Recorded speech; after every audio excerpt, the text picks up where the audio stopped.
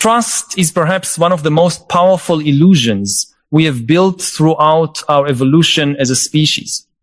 We think of it as something solid, almost tangible, an invisible bridge between two human beings. But what do we really know about that bridge? Who can we truly trust in this increasingly complex world where human relationships are simultaneously more superficial and more intertwined than ever before? For thousands of years, our ancestors lived in small groups where trust was a matter of immediate survival. You had to know with absolute certainty that the hunter beside you wouldn't abandon you when a predator appeared. This trust was an evolutionary protection mechanism, essential and necessary. But now we live in a radically different world, where threats and alliances take on much subtler and more complex forms. Technology has completely transformed our capacity to trust and to be trustworthy.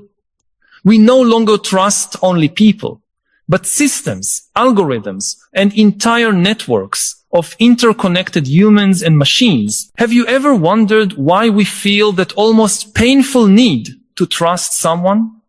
That deep sense that we need at least one person in the world who completely understands who we are, who stands by us unconditionally?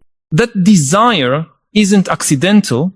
It's the echo of our evolution as a social species, when isolation meant certain death. But the world has changed drastically, and our evolutionary instincts are not always aligned with the realities of modern life. Today, trust has become simultaneously more necessary and more dangerous than it has ever been. Let's examine the origins of this contradiction. For most of human history, we lived in groups of 50 to 150 people.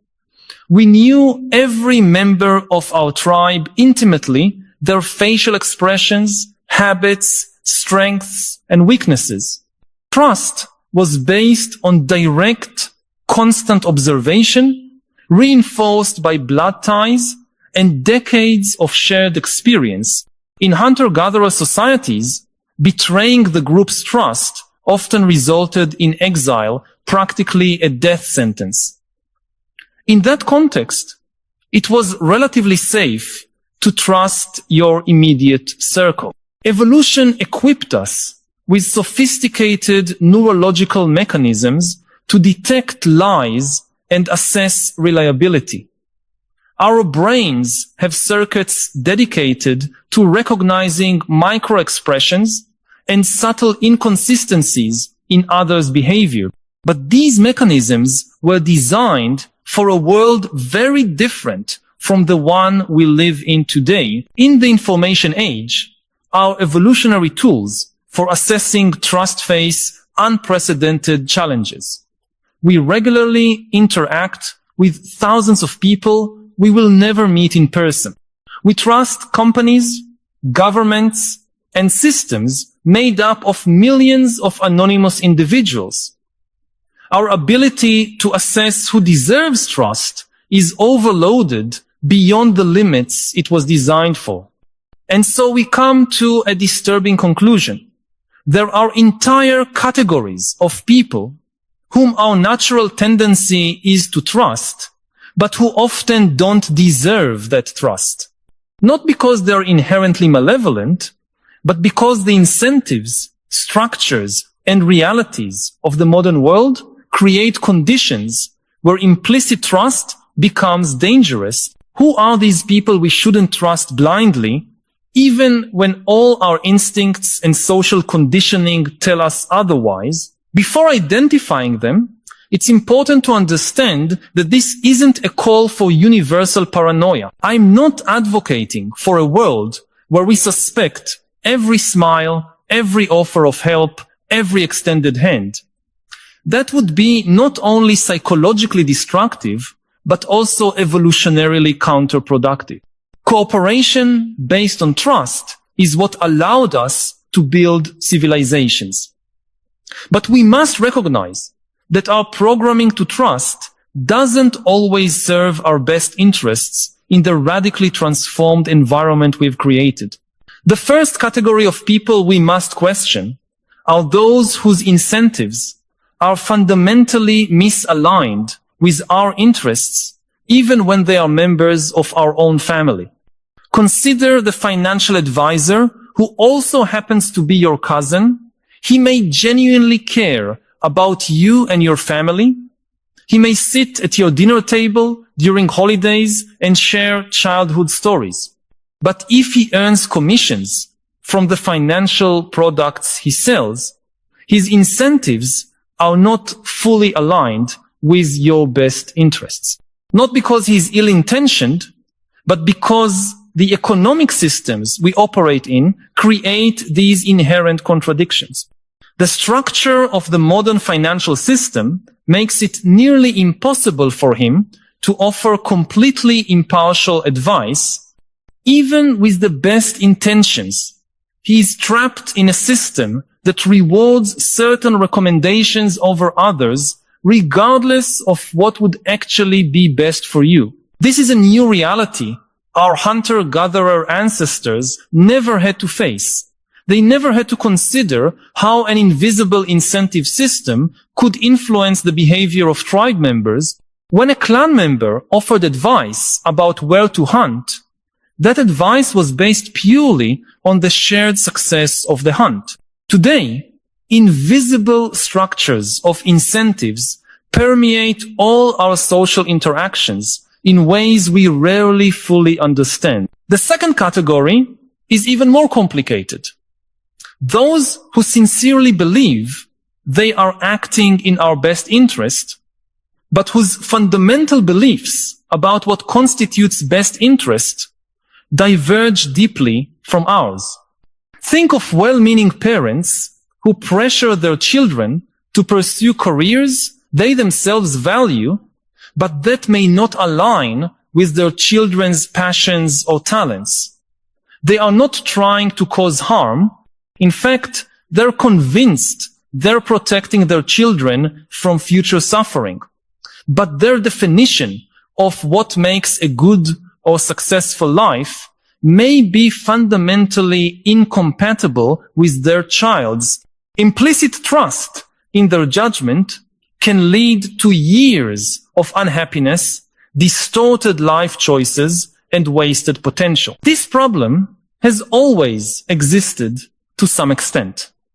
Even in hunter-gatherer societies, there was tension between individual needs and group expectations.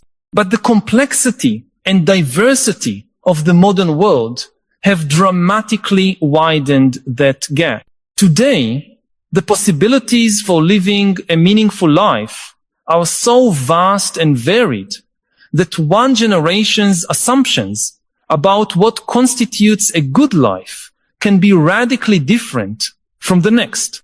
And yet, we instinctively trust those closest to us to guide us through these monumental decisions, often without critically examining whether their mental models of the world are still relevant to the realities we face. The third category we must approach with caution are those who operate with significantly outdated or incomplete information, even when they have the best intentions.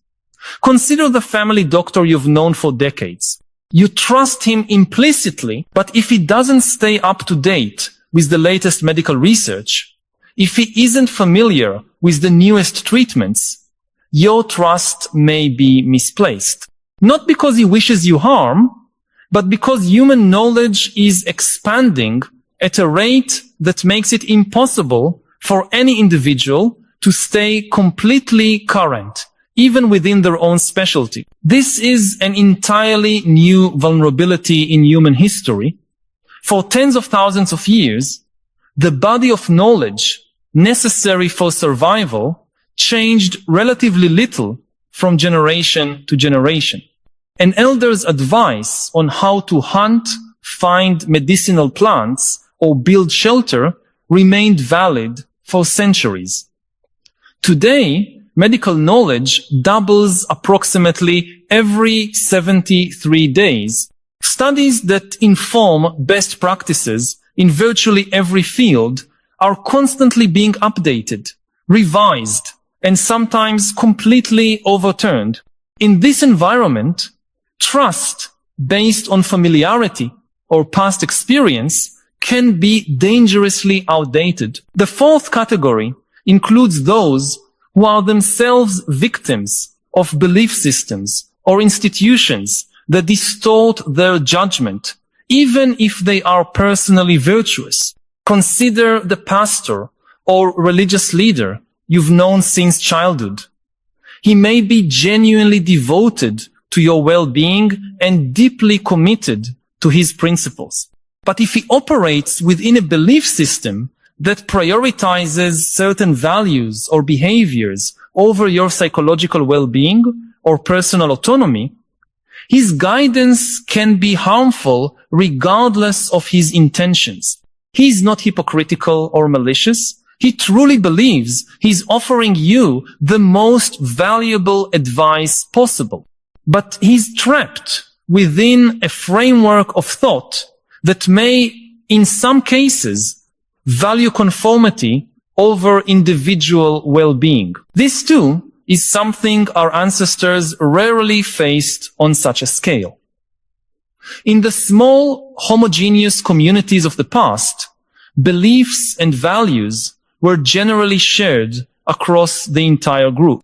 There was no need to navigate radically different value systems or consider how institutional biases could distort the advice one received. Today, we are constantly crossing boundaries between different value systems, often without realizing it. The fifth category includes those who simply lack the capacity to be trustworthy in the specific area where we are placing our trust, regardless of their personal qualities. Consider the longtime friend who offers business advice despite never having run a company. Or the brother who gives relationship advice despite his own record of dysfunctional partnerships. They may genuinely want to help. They may even sincerely believe they have valuable insights to offer. But without relevant experience or expertise, their guidance is more likely to be harmful than helpful, no matter how good their intentions. Again, this is a relatively new complexity. In smaller, simpler societies, it was much easier to assess someone's competence. You could directly see whether a hunter consistently brought back food, or whether a shelter builder constructed huts that stayed standing through storms. Today, we assess competence in fields so specialized and esoteric that it's almost impossible for a layperson to distinguish between advice that is sound and advice that only sounds plausible but is fundamentally wrong. The sixth and final category we must question are those who may not be fully aware of their own biases, prejudices, and blind spots, even while sincerely trying to help us. Consider a mentor who built his career in an era with very different power dynamics and social expectations. He may genuinely want to guide you towards success, but his understanding of what constitutes appropriate behavior or effective strategies may be fundamentally misaligned with today's realities. Not because he's deliberately outdated, but because we are all deeply shaped by our formative experiences, often in ways we don't fully realize. This challenge has always existed to some degree, but the acceleration of social and technological change has made it far more pronounced. Our grandparents grew up in a world where certain assumptions about race, gender, sexuality, and ability were rarely questioned. They may have internalized perspectives that we now recognize as harmful, not out of malice, but simply as a product of their time and environment. Their guidance may inadvertently perpetuate systems of inequality or exclusion that they themselves do not fully recognize. I need to pause for a moment and ask you directly, which aspect of this discussion about trust resonates most with your own experiences? Have you ever found yourself trusting someone close to you, only to later realize that despite their best intentions, the trust may have been misplaced? I know that we often keep such realizations to ourselves, perhaps out of fear of appearing ungrateful or cynical in a world that celebrates unconditional trust as a virtue. But your experiences are valid and probably shared by more people than you imagine. Share in the comments. I learned to question trust when. Your honesty can help create a space where we can discuss these complexities more openly instead of pretending that trust is always simple and unequivocal. And perhaps by sharing these experiences, we can develop a more nuanced and adaptive approach to deciding whom to trust and under what circumstances. Now, let us explore the broader implications of these considerations. What does it mean to live in a world where implicit trust is no longer adapted? How do we navigate the complexities of human relationships when the very systems that structure those relationships often create incentives for betrayal, even if subtle or unintentional? First, we must recognize that this is not an argument for universal cynicism. Trusting selectively and strategically is not the same as not trusting. In fact, research consistently shows that societies with high levels of social trust perform better across almost every indicator, from economic prosperity to self-reported happiness. The goal is not to eliminate trust, but to refine it, to make it more robust and adapted to the complexities of the modern world. A crucial step is to separate trust in